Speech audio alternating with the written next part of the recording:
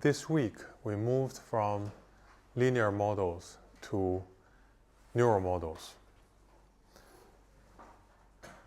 I call this neural network, but it will be mainly multi-layer perceptron and a neural language model. So we'll first give a review of how you move on from one layer to multiple layers. I'll show you a perspective of multi-layer perceptron from NLP aspect. And then we will discuss neural n-gram language models and how to represent words using dense vectors. First, let's take a look at multi-layer perceptron. Okay, so this is a review of the neuron we discussed in week 5. So you have an input representation, which is a vector, and you use a model parameter vector, which is of the same size of the input vector. You do the dot product, and then an activation function to calculate an output. Okay. Now, let's assume that we're doing binary classification. So the output is either +1 or -1. Okay, we're going to move from here to a multi-layer version of this perceptron. Okay, so let's first build up the second layer artificially.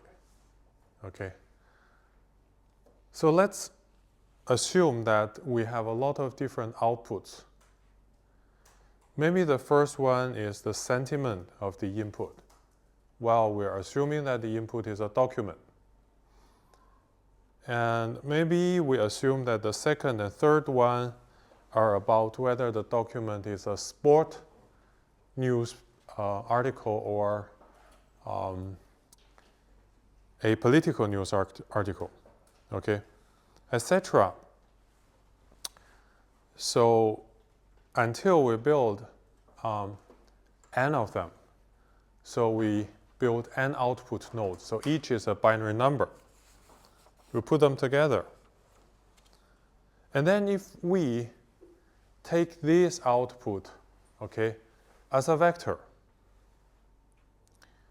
and we stack another neuron on it, we got a 2-layer perceptron, okay? So the output layer might be something more abstract than what we discussed in the previous slide, okay? For example, maybe the output, as I noted, O, okay, means that something John likes, okay? It is a combination of features we have from the second layer. Maybe John likes political news with negative sentiment, etc. Okay, so it's a composition of the outputs in the second layer. And no matter what, so this is a 2-layer perceptron structure. Okay, so there is a layer in the middle, okay, which creates a set of intermediate features. We will see later, okay, or as we will review later, okay, this second layer can be trained automatically. We don't have to manually specify what each neuron in the second layer means, okay? But we can train the neural network to calculate the second layer nodes if we have annotated data from the first layer to the third layer, okay? All right, in other words, the neural network might learn some very abstract features in the middle if we just show it a lot of things John likes or John doesn't like, okay?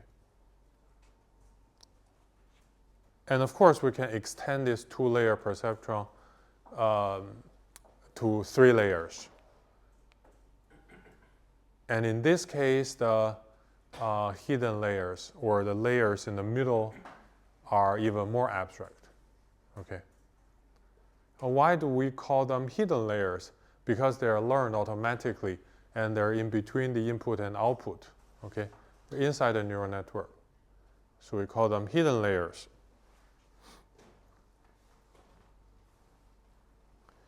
So both 2-layer perceptrons and 3-layer perceptrons are called multi-layer perceptrons, or MLP. Okay, both of them compute nonlinear functions. Do you remember in week 5 we used to say no matter what kind of nonlinear activation functions you use, your neuron is a linear one. Okay, it can only separate linearly separable instance spaces. But multi-layer perceptrons are nonlinear. And they can do that because they stack multiple nonlinear activation functions together. So they can learn these functions. Okay, so since we're talking about activation functions, we don't know too many of them, right? We know the identity function, which is for SVM and perceptron. And we know the sigmoid and softmax functions, which are for log linear models, right? So here, I show you 4 more of them, okay? So one is called ReLU, rectified linear unit. What does it mean? Okay, it's a very simple nonlinear activation function. It takes the value of x if x is greater than 0, and takes the value 0 if x is smaller or equal to 0. So this is a hinge function, right? Just a hinge shape. It's nonlinear, of course, because it has 2 subsections. However, it's simple. There used to be a stage where people find that even calculating exponential functions are too heavy, okay, for a fast neural network. So people selected ReLU for achieving a fast nonlinear functionality. And it turns out that ReLU works quite well also in some of the neural networks, such as transformer. There's another nonlinear activation function called TANH. Similar to sigmoid, it's applied to neurons one by one, okay, without linking different neurons together. But different from sigmoid, TANH takes the range, okay, -1 to 1, -1 to +1, okay? So it's another exponential function. So the function, I will not repeat it, okay? So there are also 2 other functions which I leave it to you to read for more information, okay?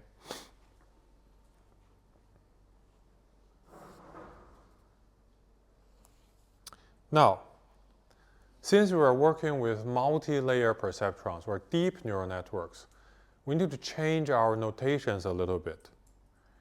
We used to have the theta phi notation for linear models, where the input is a phi, okay, and the model parameter is a theta. So if you look at our 2-layer perceptron, you find, okay, from the first layer to the second layer, I have a lot of thetas, right? So theta 1 for mapping x to y1, theta 2 for mapping x to y2, until theta m. Suppose that we have m nodes in the second layer. So is there a convenient way for us to denote it? Denote the whole linkage between the first layer to the second layer. All right, it turns out that if we treat each of the theta as a column vector, okay? This is a row vector, this is a column vector, okay? So if we treat every theta as a column vector, and then we we just juxtapose them, okay? Theta 1, theta 2, theta 3, right? Okay. Imagine that. That will be how many rows? The number of features you have, right? The number of rows we have. How many columns? M columns, right? So that will be a dimension feature. Let's say we have D features. So D by M matrix, okay? We call that WY. In the neural part, okay, we use bold fonts for denoting matrices and vectors. And we use capital letters for matrices and lower letters for vectors, okay? And what is more, given this WY, okay, we can have a very simple equation. Y is equal to WY times X for expressing the mapping between X and Y. Okay? How come? So if we treat this X as a column vector, right? And we multiply this matrix on the left, okay? We will end up with a column vector of M dimensions. That is Y. All right. So the second thing you find that is that in the neural notation, every vector is a column vector. Okay? Where is the activation? So we just need to put this activation function, okay, out of this W and X. What does it mean? So if it is a point-wise activation function, we apply it element by element in the result, all right? If it's a vector-wise activation function, such as softmax, we just apply that over the whole thing. Okay, so this is the notation. As long as you remember, so in this Y, every column is a mapping between X and Y. That's fine. So in this WY, okay? So when we have 3 layers, okay, we don't want to spend the time naming each hidden layer. So a common practice is to just name every hidden layer as H. But we use subscripts to denote the hidden layer number. H1 for the first one, H2 for the second one. So from X to H1 to H2 and to O, right? Okay. So H1 and H2 are highly similar. This O is V transpose times H2 rather than a W times H2. Why is that? It's because this O is a scalar. We only need a parameter vector. Okay, originally we had theta, but now we call it V. Why do we transpose it? Because this is the dot product. Okay, row, column. When we multiply them together, it's a scalar. Okay. So that's all easy to understand. How about multi-class classification? We showed that on week 5, right? So there are 2 ways we can do multi-class classification.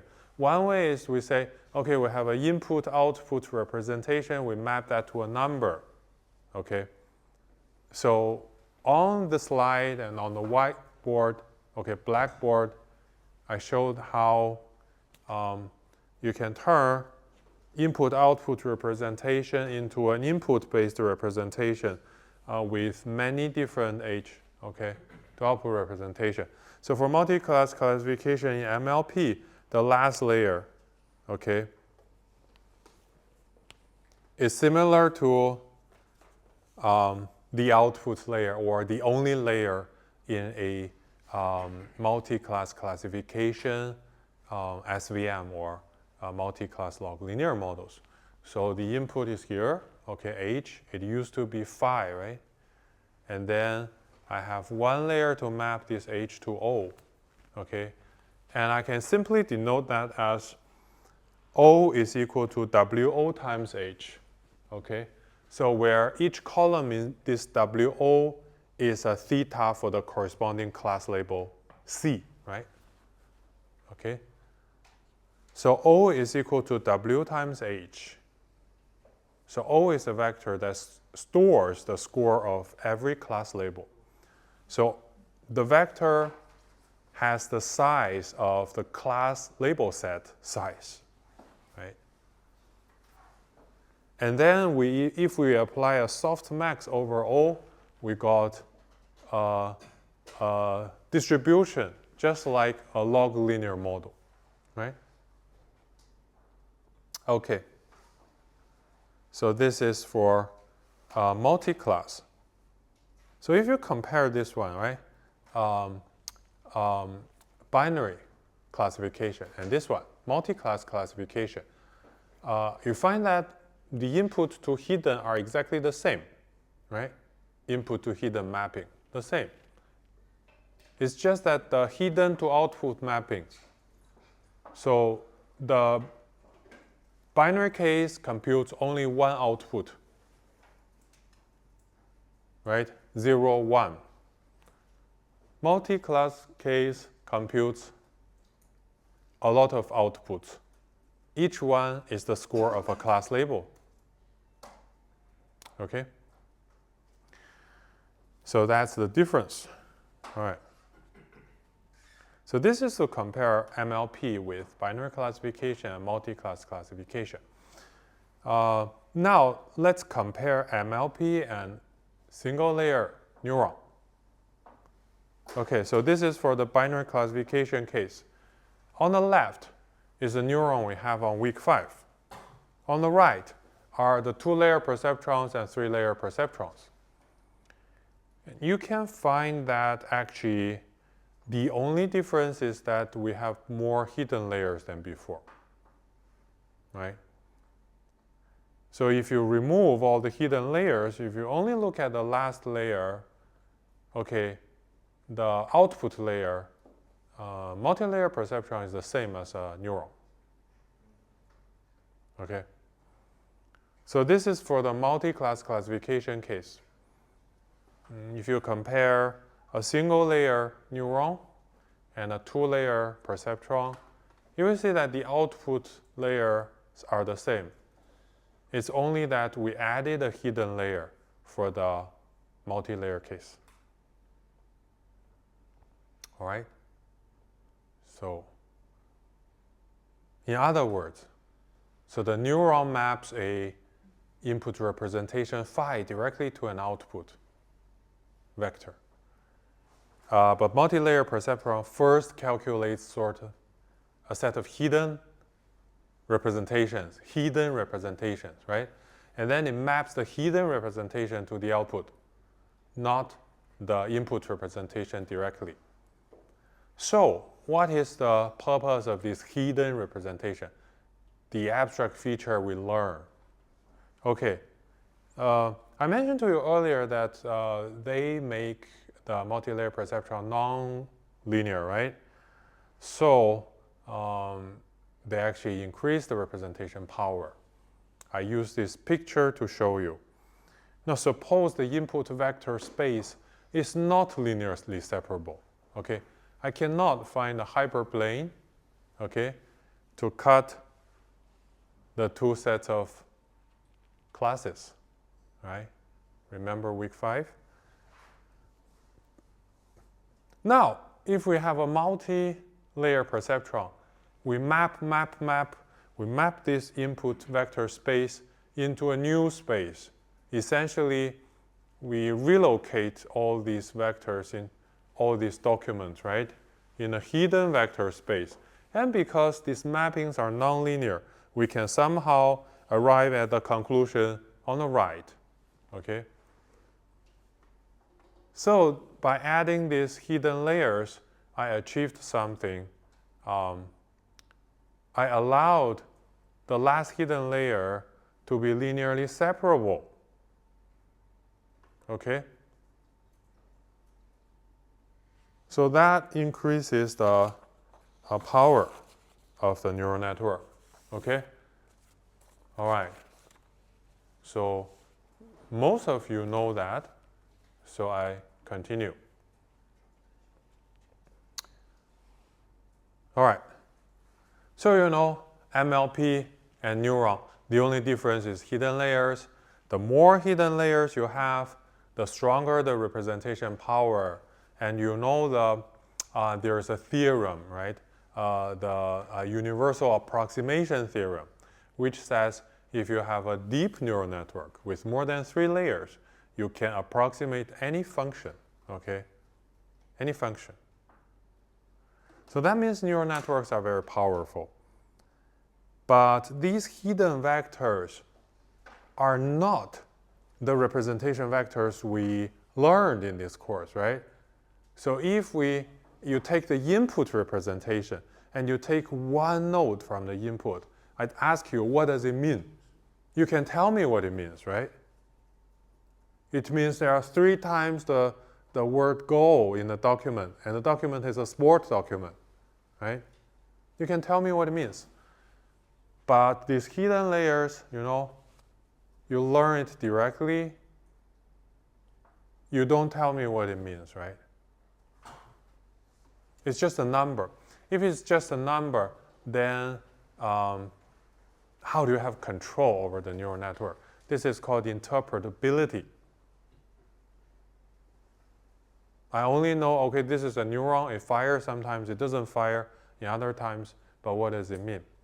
So how can you make your neural network more interpretable? Okay, it's powerful, but not interpretable. So there are different ways for us to know more about the neural network. So one way is called visualization. So visualization is to say, we have a lot of instances, okay? And each instance has a representation. And how do you get the representation of the instance? You feed the instance as input, right, to your neural network, right? You get a hidden layer. The instance is still represented by what we define, whatever we define.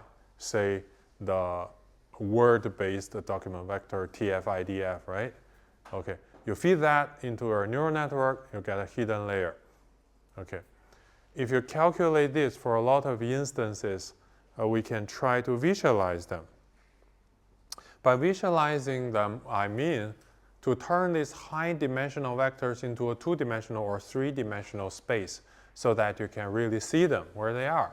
So this is one way to interpret your result, one common technique of understanding hidden layers. And there's a common visualization technique called TSNE, TSNE. The full name is T-distributed stochastic neighbor embedding. So the idea is to turn some high-dimensional vectors into a low-dimensional space by maintaining their relative distance, okay? So those vectors that are far from the high-dimensional space are still far in the 2-dimensional space, vice versa. And this picture is one TSNE visualized set of document hidden representations from a sentiment classification data set, okay? This is the last hidden layer of a neural network for sentiment classification. And as you can see, they certainly, saliently separates the positive and negative documents into two parts in a vector space. So which means, although your input documents are not so easily linearly separable, the hidden layer representation will be in a linearly separable space. Okay, so this is visualization.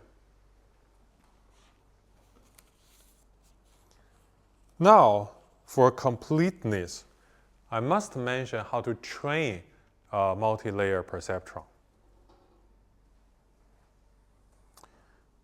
You know, when we train a multi-class classifier, we have a set of training data, right? So X is a document, C is a class label, and we have an input feature vector representation, document representation. In a new notation, it's no longer phi xi, but we just denote it as xi, bold, which means a column vector. And the modeling target is still the probability of a class label given X, right? How do we parameterize this model? We can use NLP. And for sure, if we calculate probability, then the last layer is probably a softmax layer. Okay? So this is the model. The question is how to train it. Okay, to train this model, the objective function can be the same as the neuron, you know. For neuron, if it's a probability model, then what do we use? What training objective do we use? Maximum likelihood estimation, right? Okay.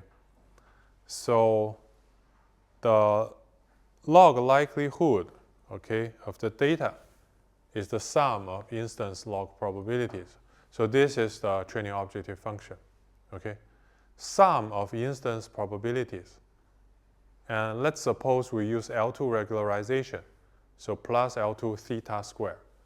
Theta square is the sum of every parameter instance, okay? So this is a training objective function. All right, so far, everything is learned, right?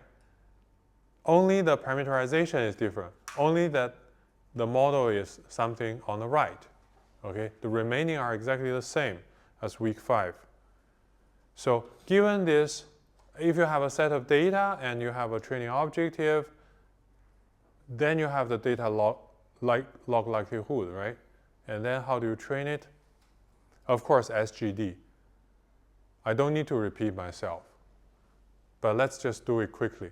You initialize all the model parameters randomly, and you go over all the training sets for t iterations, right? For each training example, you calculate the local gradient, you update your model, you move on. So that's SGD. Okay, so all in all, because our model parameterization is different, the only different thing is we need to calculate the gradients. The calculation of gradient can be different. Okay, so let's look at how we calculate the gradients for a neural network. But before I tell you something abstract, let's just roll up our sleeves and do one case, okay? So suppose that we're doing a 2-layer perceptron. And we have an input layer with 2 nodes. We have a hidden layer of 2 nodes, an output layer 1 node, okay? So the picture shows this neural network. How many parameters do we have? 6 in all. From the input layer to the hidden layer, there are 4 edges, right? And from the hidden layer to the output layer, 2 edges. Okay, so but we still have to define the activation function. So let's assume that, okay, the input to hidden activation is a square function. It's a nonlinear activation function. Okay? Why do I use a square function? Because I need you to calculate the gradient. Okay? And output is a sigmoid function. Okay? Sigmoid function, you can also calculate the gradient. And as we discussed earlier, so this, for the first y1, okay, the column vector, the parameter, and for y2, the parameter column vector, when we put them together, I call this matrix wy, right? And for the output layer, I call this u vector, the parameter. So wy and u are the 6 model parameters we need to calculate when we train the model. How do we get their values? We use SGD over data. For SGD, I need to calculate the gradient of the loss function, which is here. Okay? The sum of everything's log likelihood plus the theta square. Now, let us write it down, okay? Let us throw the model parameters into this conditional probability, and we got the loss function. The loss function is a cross entropy loss plus L2 regularization. Okay, so if we replace the probability with what I just told you, it will be, for one instance, okay, for one instance, xi and ci, the loss will be the log, negative log of sigmoid u1y1 plus u2y2, okay, plus lambda theta squared. What is y? Y1 is w11y x1 plus w12y x2 squared. Where does this square come from? Activation. Okay? So y2 similarly. And what is L2 regularization? You know, L2 is you minimize the sum of model parameters squared, right? So L2 regularization is translated into the last row. All right? So this is the loss function. What do we do next? Folks, we need to calculate the gradient, right? We calculate the gradient and plug this into SGD and we're done, right? We can train the value of these 4 things over data. All right. Need gradient for whom? I remind you again. Wy and u, okay? So who is easier? U is easier, I think. Do we do this? The gradient of this thing over u1, okay? Okay, so you realize when I calculate the gradient for u1, we better just put y1 there. If we replace y1 into something about x, the equation will be very complicated, okay? So the gradient has 2 components. One is the gradient of the negative log likelihood. One is the gradient of the regularizer, right? For the regularizer, it's easy, right? It's just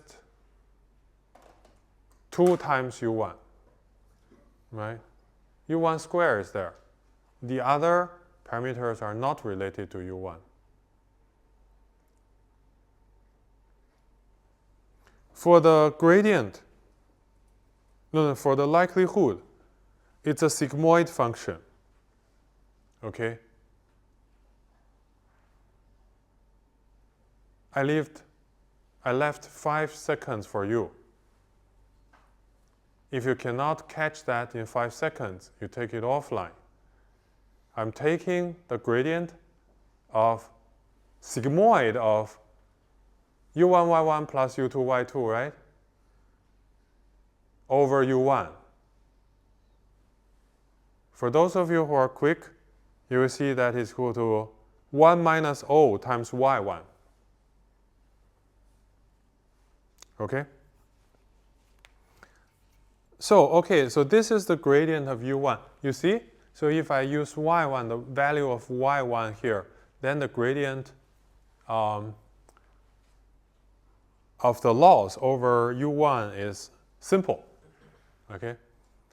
So similarly, the loss over u2 is symmetric.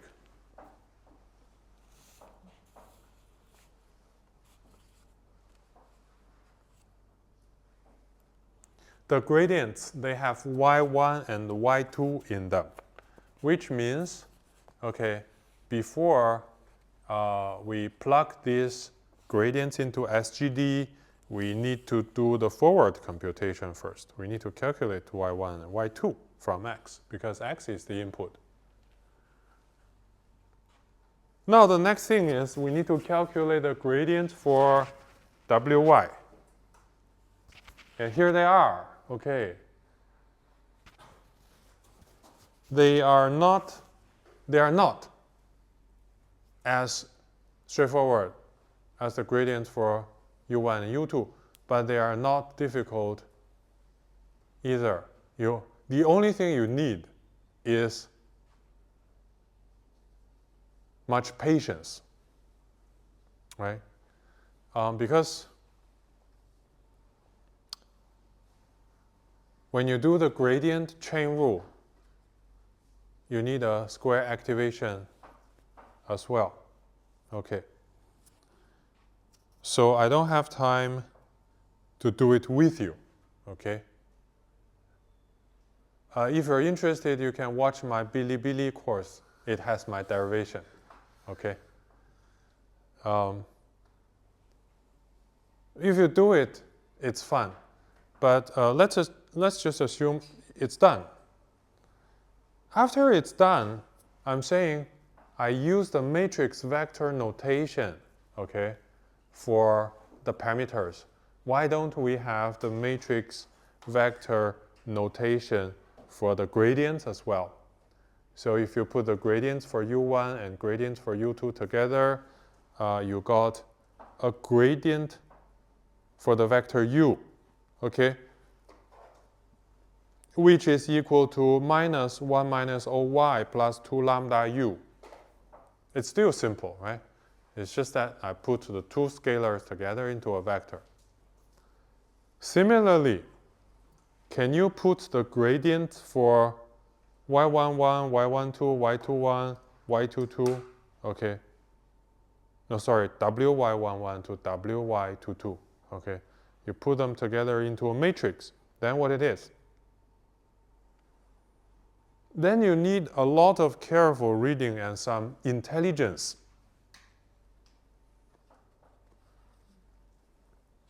Okay, so this is what I got, okay? So it's equal to minus 2 times 1 minus O times U. And then what is this big cross? So this is called Hadamard product or bitwise product. Okay, by the name, it's just element by element, right? You multiply two vectors together. Okay, it's a product with a circle around it. Element by element product between two vectors. What is the second vector? The second vector is wy times x, okay, bracket times x transpose. Okay, so this is elegant, but not so simple, okay? So basically you're saying this is something about u, okay, and Hadamard product, or multiplied by something about wx times x, okay?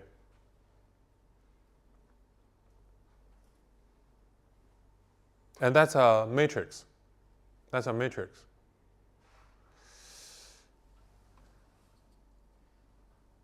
And then can you say, okay, we have a set of matrices as parameters, and we want to calculate the gradients of a function over these matrices and vectors. The results are matrices and vectors. Is there algebra for us to do it? In other words, can we do calculus over matrices? Who has learned that in your math class? No one. That's great, because there's no such algebra, okay?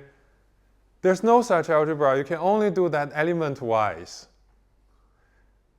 I try to do it, you know. It turns out that there are different ways, okay, to do matrix vector products. Hadamard product, normal product, dot product, etc. There are different ways to multiply these things together, and there are different orders. It turns out that you cannot find a fixed rule, okay? A simple set of rules to decide all these kind of parameters. So you have to do the reverse engineering. You do it element-wise, and then you see what it is, okay? This is a conclusion.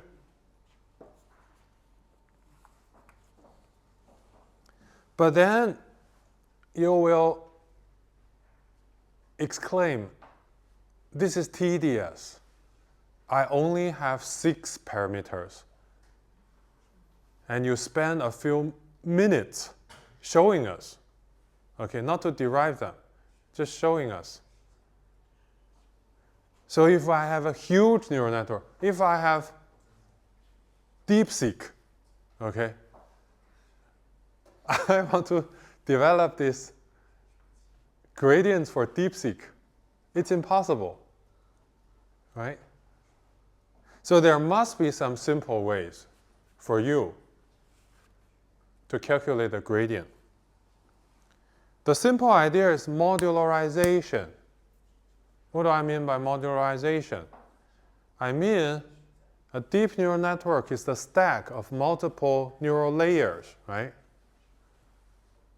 If you, okay, the developer of a neural layer can sort out the gradients within the layer, the rules to calculate gradient within your layer, then I, the neural network builder, do not have to worry about calculating the gradient for every node. I just take modules, take different layers, and I put them together. It will work. Okay? So modularize the gradient calculation. Why is that possible? Because your gradients have chain rules. Your gradients have chain rules. Okay?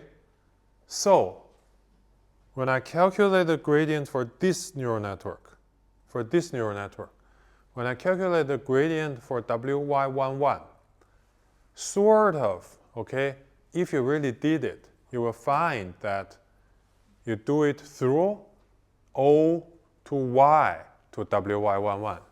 This is a gradient chain rule path. So if we understand that, we say, we want to break this neural network into different components, okay? So, and then if I figure out the gradient within each component, I link them together, I calculate the gradient for every parameter, okay? So the rough process is you first do a forward computation. From the input layer to the output layer, calculate the values. And then you do a backward computation, okay? You calculate the gradient for the output layer, last hidden layer, until the input layer, okay? And I visualize that in this slide. You first do a forward calculation to find the values, and then you do a backward calculation. Okay, so how do you modularize the computation of gradients? In other words, what each layer should do. Okay? Here they are. I'm drawing each layer in this picture, you know. So each layer has an input vector, has an output vector or scalar, doesn't matter. Okay? And it has a parameter matrix W. All right. My question is, okay, no matter how many layers are after it, no matter how many layers are before it, all right, my layer must be like this. So I've defined my forward computation function, which is output vector is a activation of input and matrix. So when I calculate gradients, what do we have? Okay. Now let us assume I have the gradient of the loss function, okay, over my output vector. So this is what I know. So I don't know which layers are above me. But I assume that if they tell me the information about the gradient over my output layer, okay, then I want two things. The first thing is I want to calculate the gradient over my parameters, okay, using this gradient over my output layer nodes. And I can do that.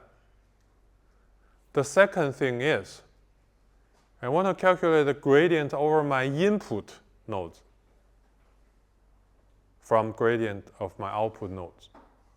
Why do I want to calculate my input nodes? My input nodes are not my parameter, because you need the guys below you to be able to calculate their model parameter gradients, okay?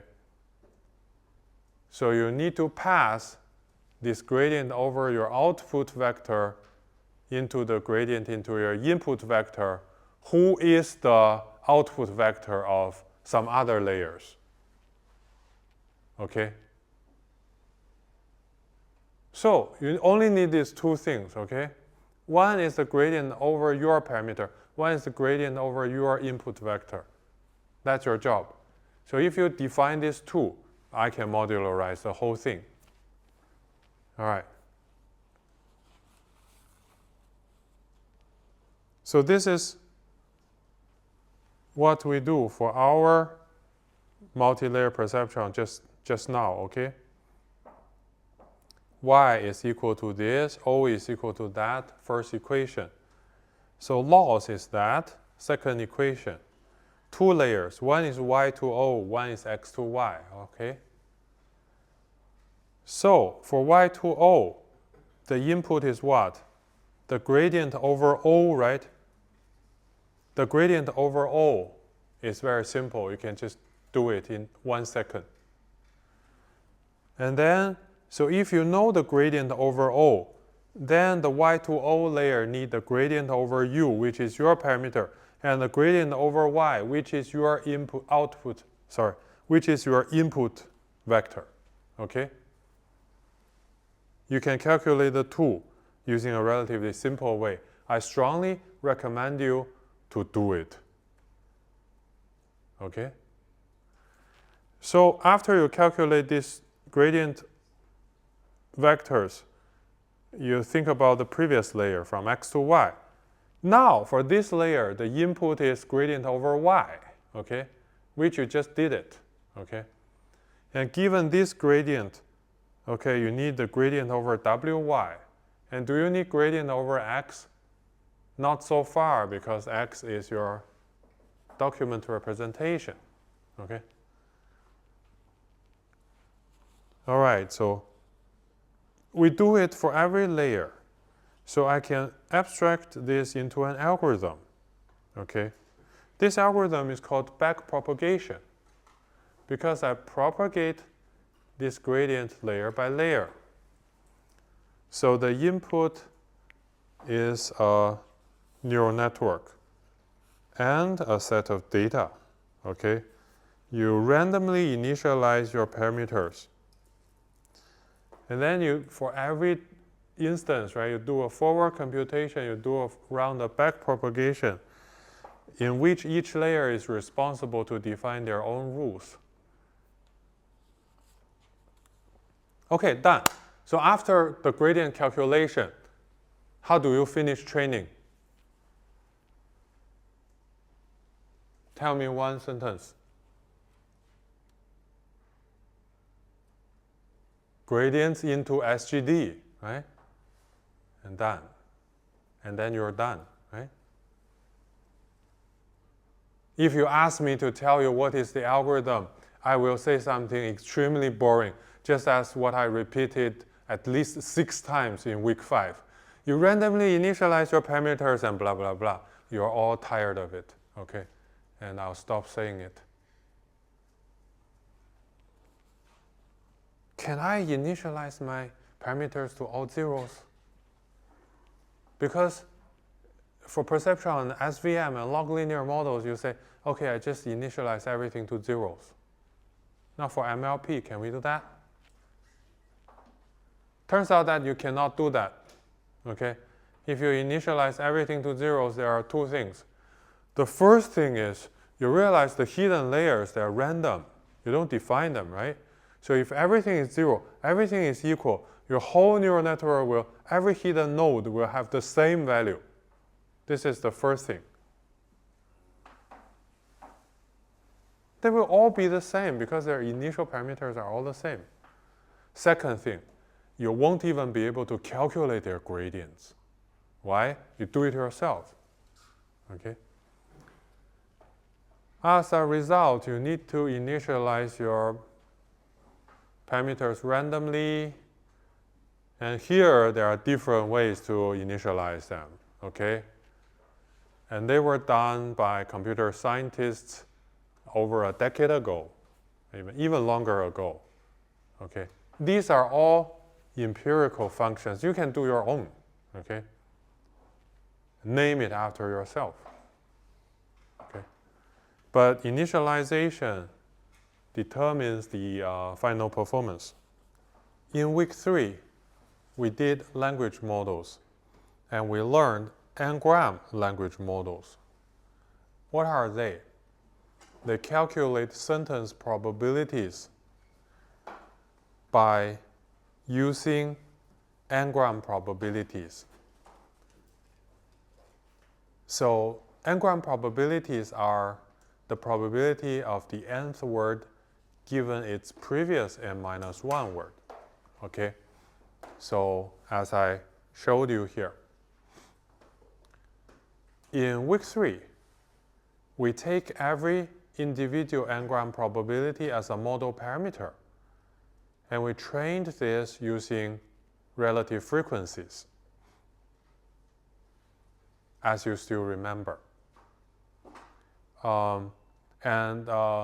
Those language models can generate very interesting Shakespeare plays.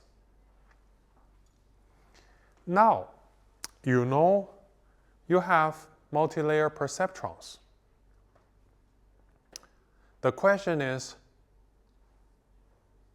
can they be used to build n-gram language models? Okay. All right, so I just tell you the answer directly. So I want to feed the representation of the previous n-1 words as inputs to a neural network, and asked the neural network to calculate the probability of the nth word, Wn. Okay? So this is a neural parameterization of P, Wn, given W1 until Wn-1. All right. So we need to look at this neural network layer by layer. This is an MLP, first of all. Second, so if we look at the input layer, okay, it's a concatenation of word representations,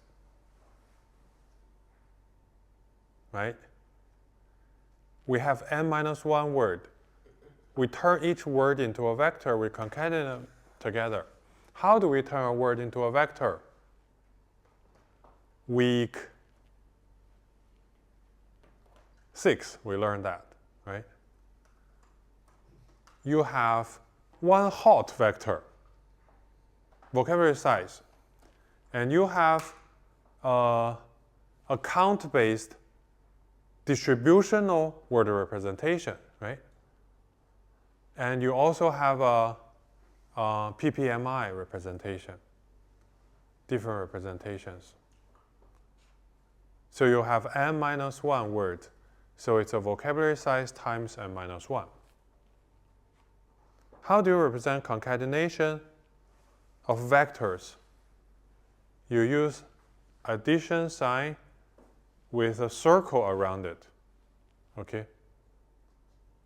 I use this to represent concatenation of vectors. Column vectors concatenated together, okay, along chopstick. Okay. If you don't concatenate them into a chopstick, but if you want to juxtapose them, I use semicolon. Okay, that's into a matrix. All right. So and then the second layer is H. Okay. It's a single layer perceptron with tan-H activation function. We just learned this activation function. The third layer, okay, is an output layer. It's softmax activation function plus a neural layer. All right. So this is the multi-layer perceptron. For the output layer O, okay, or P, the size is the same as the number of classes for multi-class classification. And what we're doing classification over, because we're trying to predict a word, that's a word drawing game. So it's a vocabulary size class set, right? Okay, so the output vector is V size. So these are what we can observe for this neural network. So the input is n-1 times V sized. The output is V sized, okay? Both are big. Okay. So it turns out that we can use another representation, okay, to replace one hot vector or this distributional vector.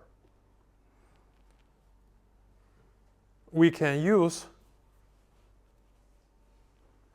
a low-dimensional dense vector, okay, which we call word embedding, to replace this vocabulary size word representation, okay?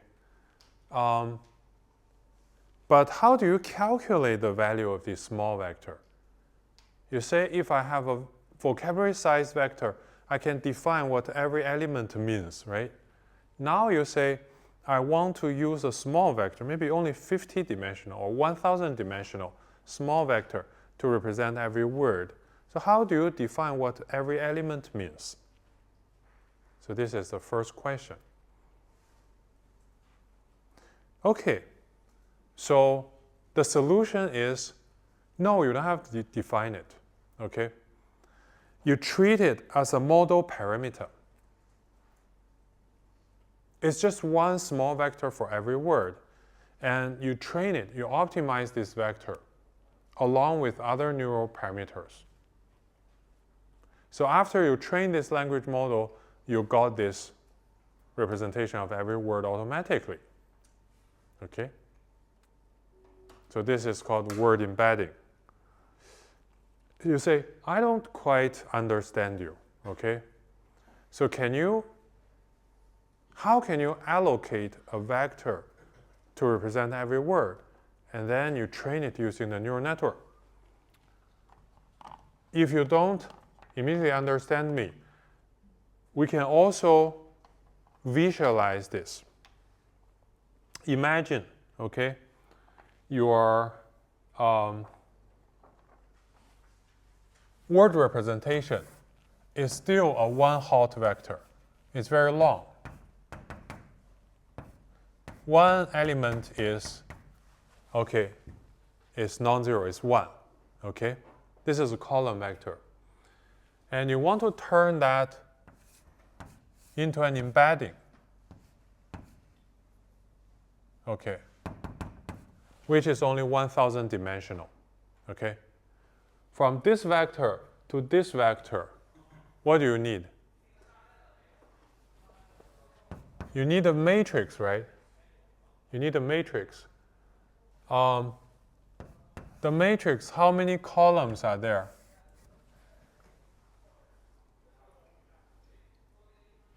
The same size of this one, right? How many rows are there? The same size as this one, right? So this one will be equal to this one times this one, right? Okay. So you can think about we're doing a matrix vector multiplication to get the word embedding, okay? So now you think about what is the matrix? Because your input is a one-hot vector, right? So if I turn the input horizontally, okay, there's a column which corresponds to the word which is multiplied by a non-zero value, right? The other columns are all multiplied by 0 values. So what is this column? What is this column? This column is the same as this vector, okay? So because you're multiplying with a one-hot vector, you're essentially doing a column lookup in this matrix, okay? So in other words, if I put all the word embeddings into a matrix, okay, juxtapose them together, this is the model parameter we train. And you can think about training word embedding matrix as just training another neural layer. And this layer is called a lookup layer, all right? I already showed you here. Embedding of Wi is equal to the lookup layer times the one-hot of Wi. So now that makes it easy to understand. Of course, you can extend my picture by saying there's another layer, the lookup layer, okay? But people normally don't do it right now, nowadays. All right, so compared with traditional one-hot representation, which is a high-dimensional, manually defined, sparse, and discrete, word embeddings are dense. By dense, I mean every element is non-zero, real-valued, low-dimensional, and automatically learned, just like hidden layers, okay? They are word embeddings.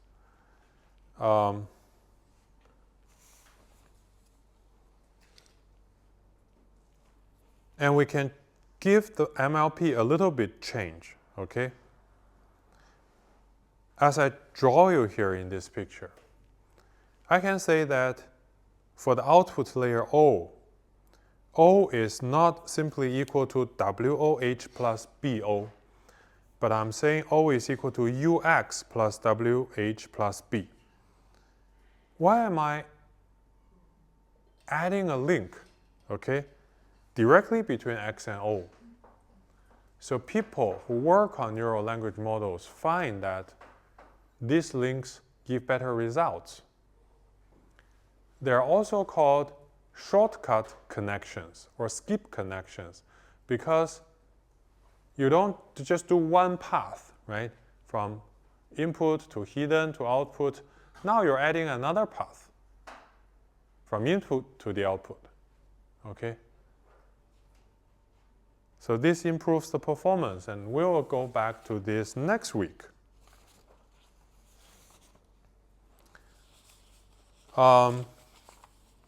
So they give intuitively richer features for the output layer.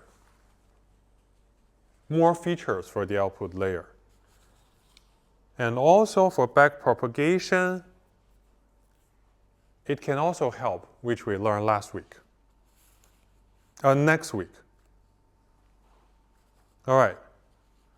So after we define this neural network, we can train it. The training of this neural network is just like the training of NLP we learned in the previous class this week. Okay? All right. And it turns out that this neural n-gram language model works much better than the traditional n-gram language model. So why is that so? You can tell me, well, neural networks are more powerful, so we get better results. But I tell you some very easy reason. They generalize better. Let's suppose that there are two trigrams. One is the cat run. The other is the emu run, okay? Suppose that we saw the cat run in the data set, but we don't see the emu run in the data set, okay? So as a result, the emu run is an unseen trigram.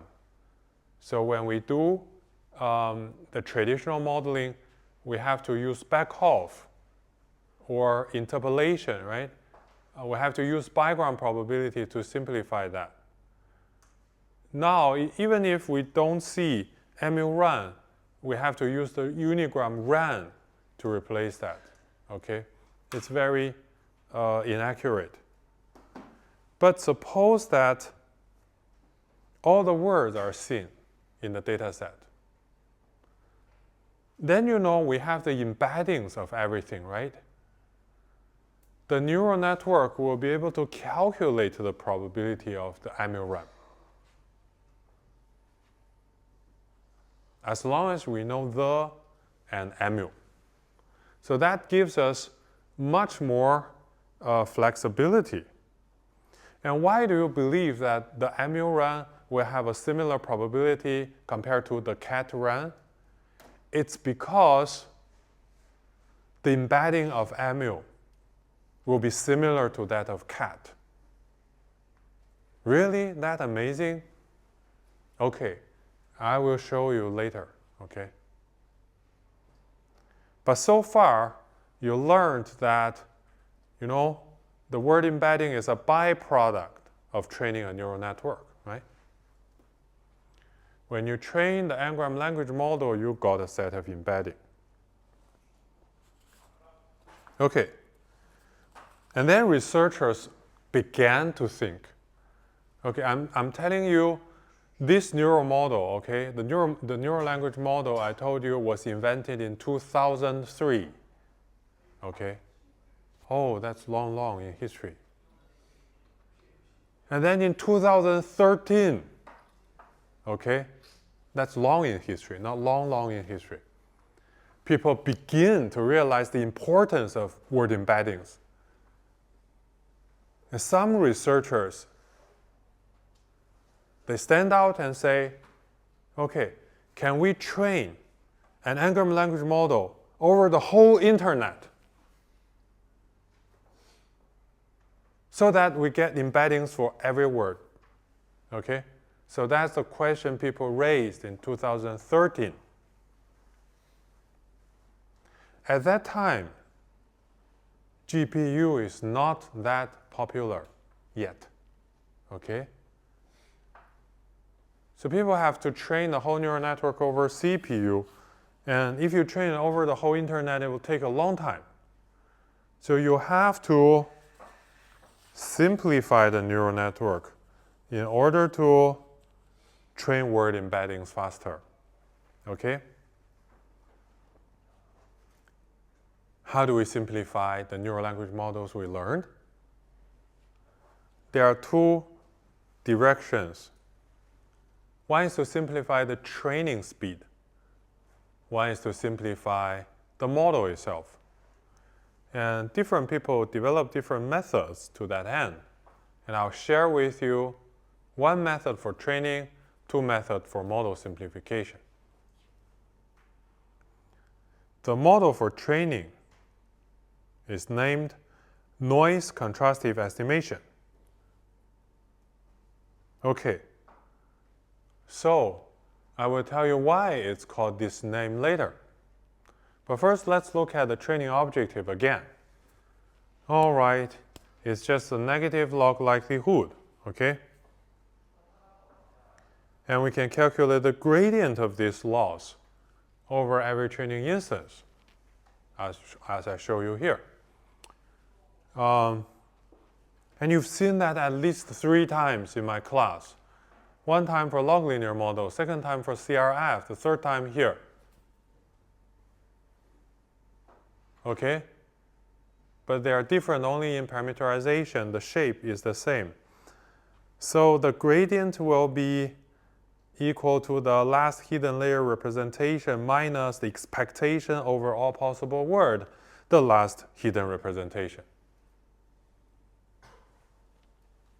All right? So, but there are two things that are slow. The first slow thing is this O vector is very long. If you calculate for every bit, it means that you have to calculate for every vocabulary word. It takes a lot of time.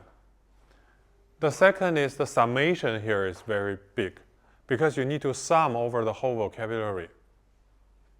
Okay?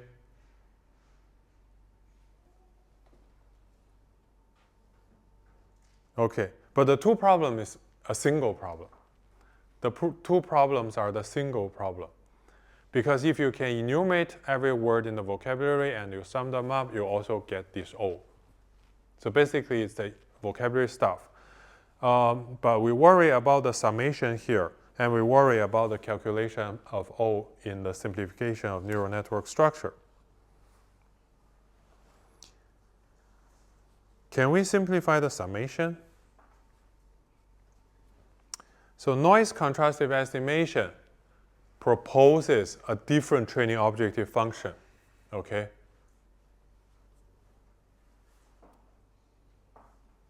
And optimizing this training objective function approximates the optimization of the cross-entropy loss. So what is this new objective function? It is noise contrastive estimation. So first of all, what is contrastive estimation? Contrastive estimation trains a model, okay, by contrasting some samples with other samples. What do we contrast? We contrast samples in the data with samples not in the data. Okay? What do we call samples not in the data? Noise. Okay? So that explains the name.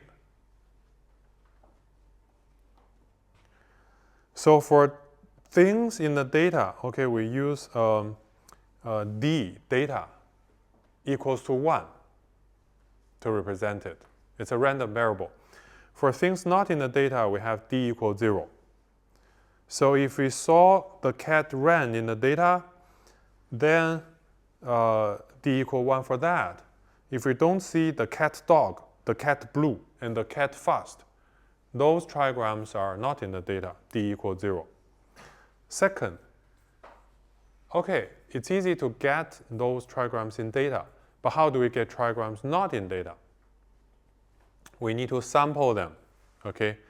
We learned okay, basically how to sample by throwing a dice, right? And we learned how to sample a sentence in week 3.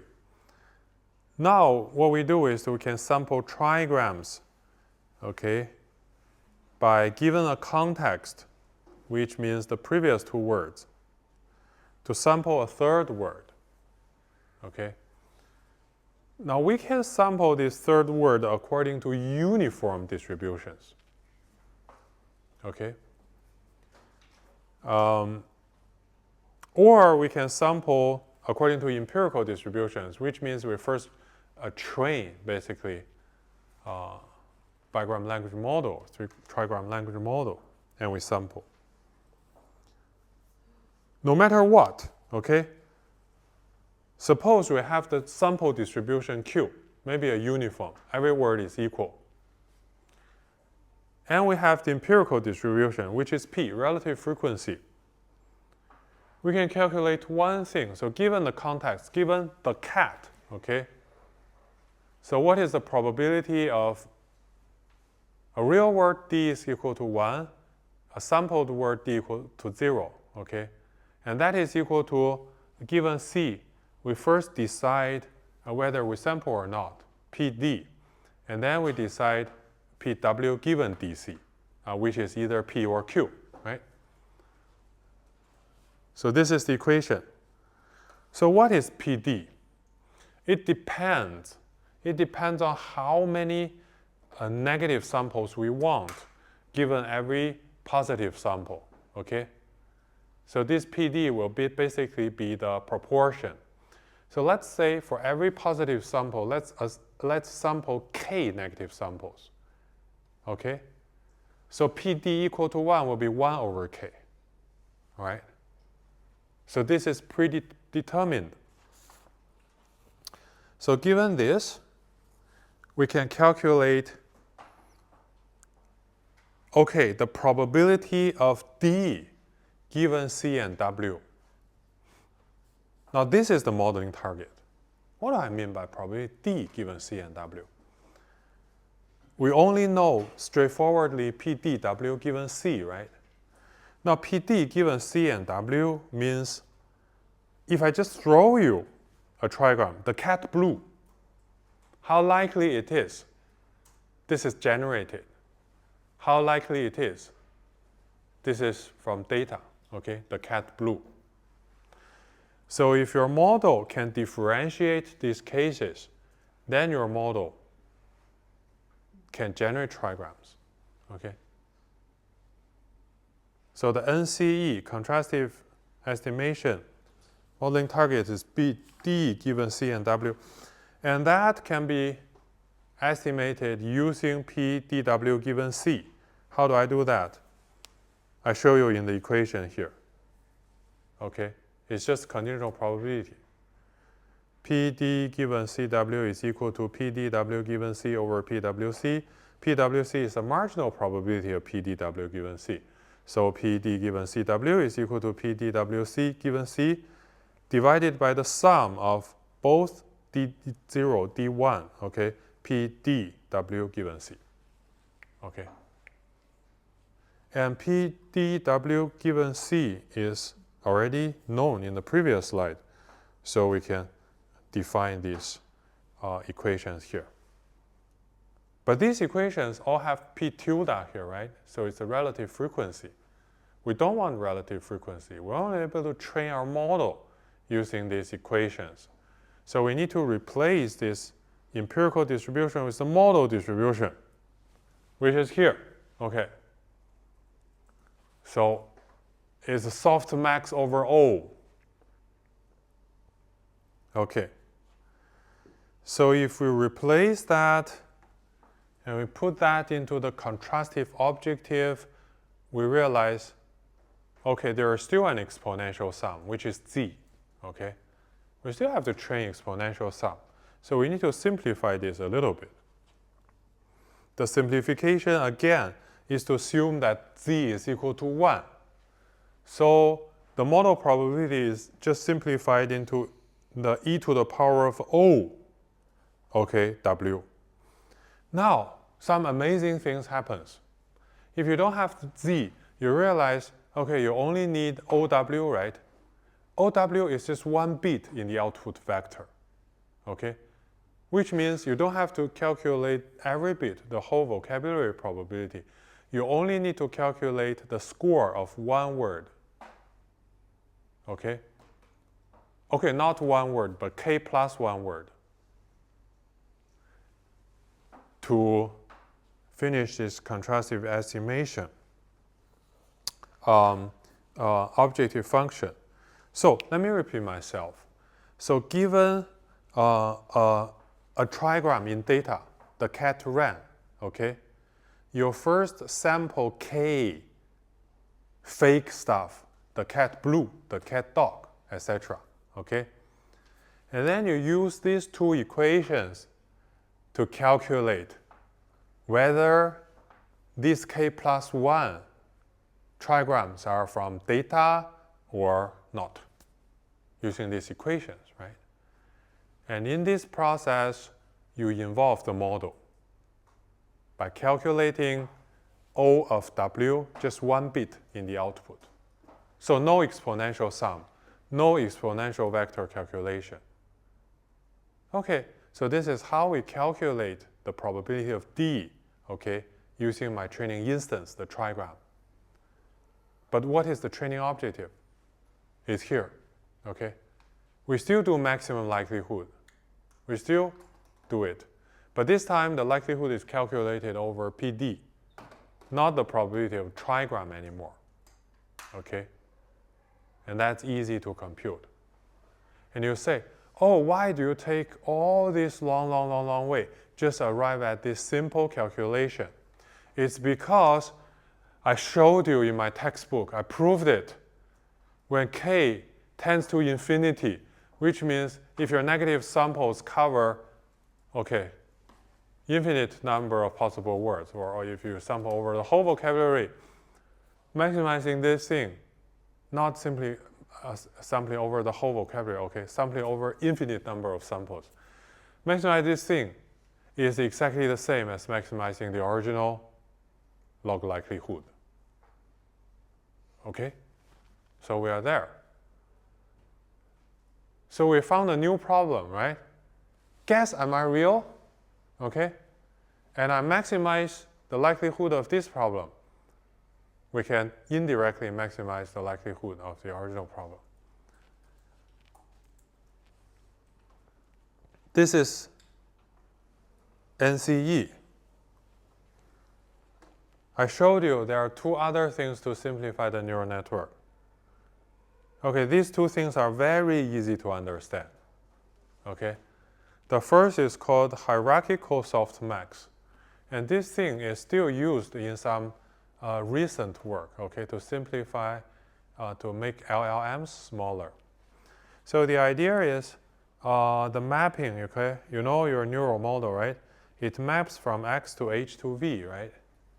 So if H is big, this H to V matrix will be the H size times the V size, which will be a big matrix, a lot of computation.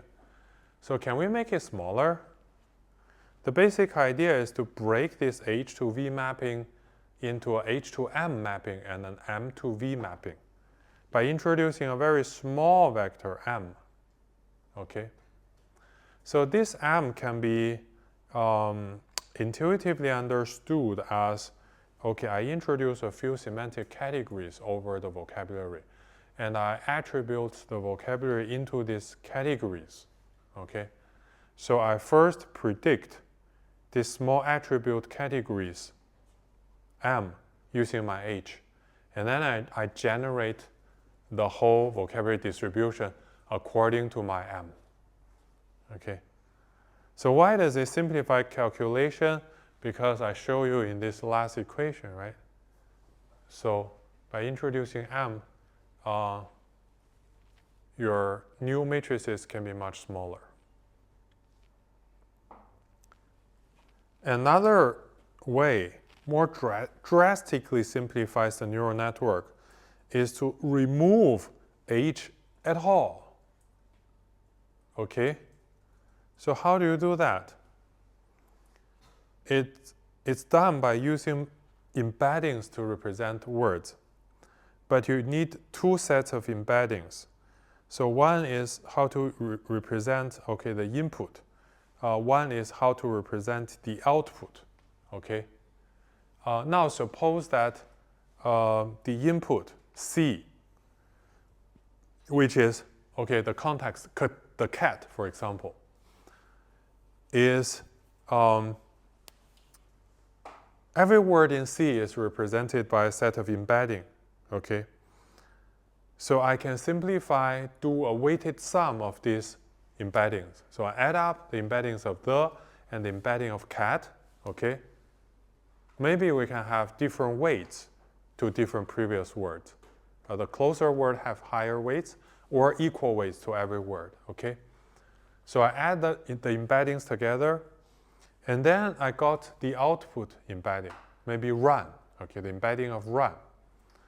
So I just use the sum of embeddings of the cat to dot product the embedding of run, okay? And that's the similarity score. Or I can use different similarity scores, but I just do this simple calculation. You can save the hidden layer. This is called log bilinear model.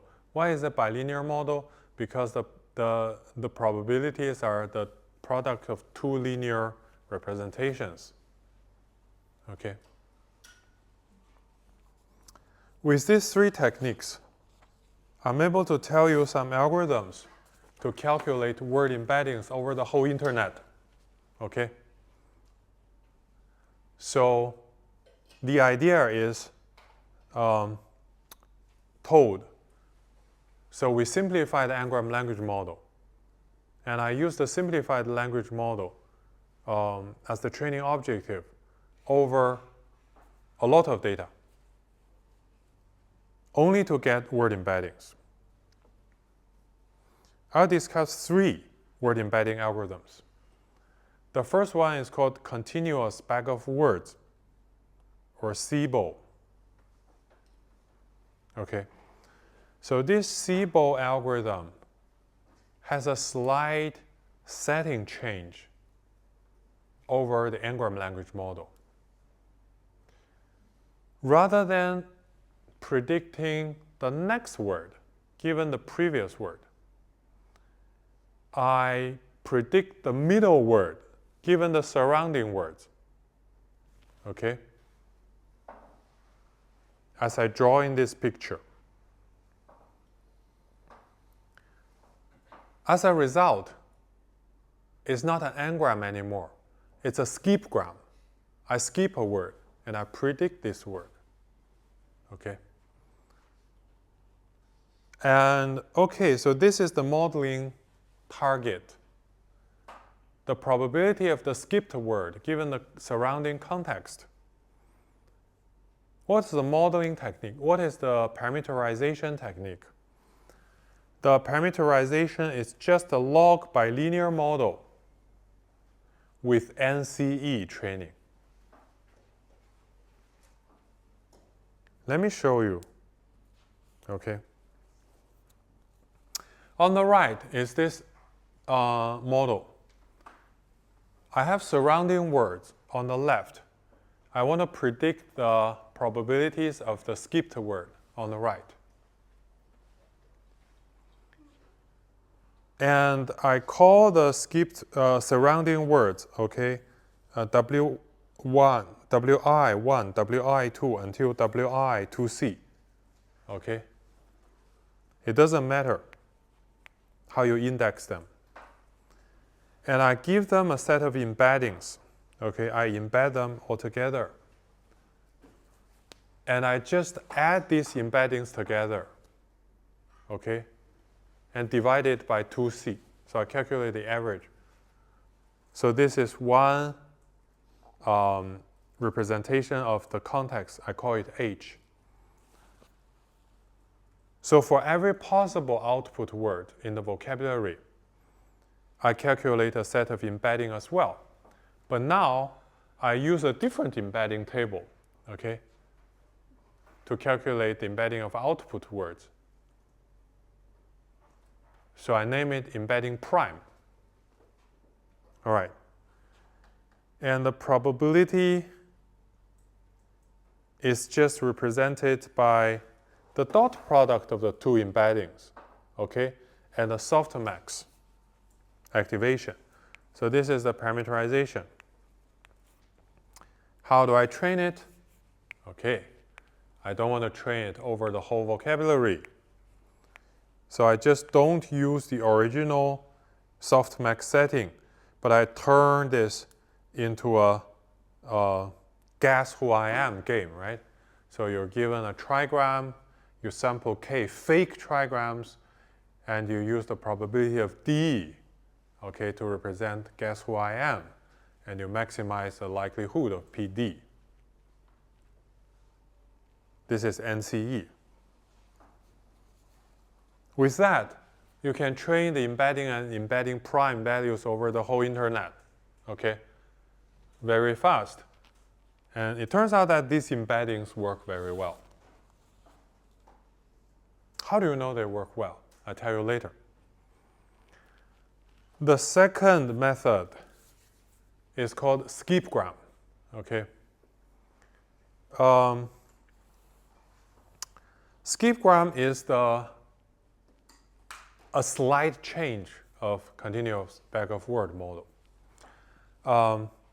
You don't predict the skipped word, okay, using the surrounding word, but you use the skipped word. To predict each surrounding word individually.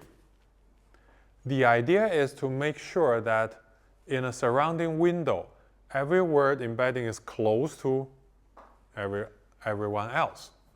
Okay? So this is a very simple idea. And the model parameterization is also very simple. There is no summation anymore, right? But there are more dot products because you want to use the skipped word to predict every surrounding word. Okay. And this is also trained using NCE, so I will not repeat myself. Okay. So there are two slight variations of the same thinking, and they both work nicely. There's a third algorithm, which is slightly different from the first two. But no matter whether they're the first two or the third, they're all called distributed word representations. Okay. Of course, why are they distributed representations? Because they're calculated over a whole data distribution. All right? And why do we call it distributed? Because the word distributional was already taken. Okay? We introduced in week 6. So CBOW and skipgram, they calculate distributed embeddings, okay, by going through the internet, training the model over one n-gram after another. So this is called online learning, okay? GLOVE is a way to train word representations using global statistics directly, not online learning. So why don't we just first calculate the distribution? And we do that by defining a huge matrix, X. This X is V by V size, okay? So every element in X contains the count of co-occurrence between two words, okay, in a window over a large corpus. Okay? So this is called a co-occurrence matrix. So if cat and ran co-occur 10,000 times over the internet, maybe much more than that, okay? So I will have 10,000 in the cell between cat and ran, okay? What do I mean by co-occur? You can define the window size. If the two words are in this window, they co-occur. Now, X is the global statistics. I want to train embeddings to make sure that these embeddings follow global statistics. How do I do that? Okay, this is the training objective. I want to make sure that the dot product between two words, okay, is proportional to the log of the co-occurrence value. Simple, right? And you can think about that as glove. But wait, you ask, what are these BI and BJ? Okay, these are bias terms, okay, to avoid some effects of frequent words, like co-occurring a lot with other words. So the loss function is like this. It's a mean squared error loss, which you see in machine learning problems elsewhere, okay? I just want to make sure that these dot products, they are similar to the logarithm of their co-occurrences. Given a weight, again, this weighing function is an engineering trick, okay, to avoid bias. If you're interested in the mechanism, you can read the textbook. We have one last topic, which is how do you evaluate word embeddings, okay? So a direct way to evaluate word embedding is called external evaluation. So from next week onwards, we will see a lot of neural models who take word embeddings as inputs. So if one set of embedding gives stronger results on NLP tasks, then they are better by external evaluation metric. But you can also evaluate word embeddings internally by their linguistic characteristics. And to that end, I just quickly introduced two tasks. One is called word similarity. One is called analogy, word analogy. Word similarities are like this. Given any two words, I can ask a human student to give their similarity score between 1 and 5, okay? And if you're trained properly, you can be able to give the similarity score. Okay, also maybe between 1 and 10 or 0 and 1, doesn't matter. I can have human to score the similarity between a set of words. And we can have word embedding similarities by using their dot product, okay? And when we have this human labeled set of words, I can calculate, okay, how well does the word embedding similarity correlate with the human similarity? And to that end, we have some correlation scores. And one is called Pearson correlation, okay?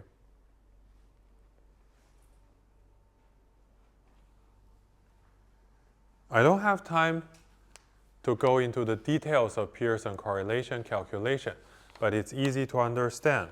You can read it offline. It turns out that this set of word embeddings correlate quite well with human ratings. The second task is called word analogy. And this is, again, an interesting task. It's a similarity between word pairs, okay? For example, Beijing to China is similar to Bangkok to Thailand or Seoul to Korea. Okay? And I can give you a few other examples, and you can guess, right? The correlation between two words are similar to the correlation between another two words. Okay, this is called analogy. So I can give you different questions on analogy. For example, one question is, given that a word pair is king and queen, okay, and the third word is boy, what do you feel to the fourth word? Okay? How do we evaluate word vectors? We can just find, okay, the vector space correlation between word vectors to identify analogy. And it turns out that skipgram works very well to that end. Finally, this is a visualization of word similarity and analogy using t-SNE. Okay?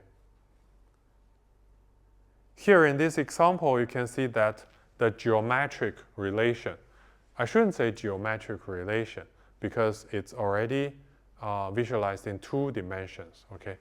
But the algebraic relation between man and woman is very similar to that between king and queen.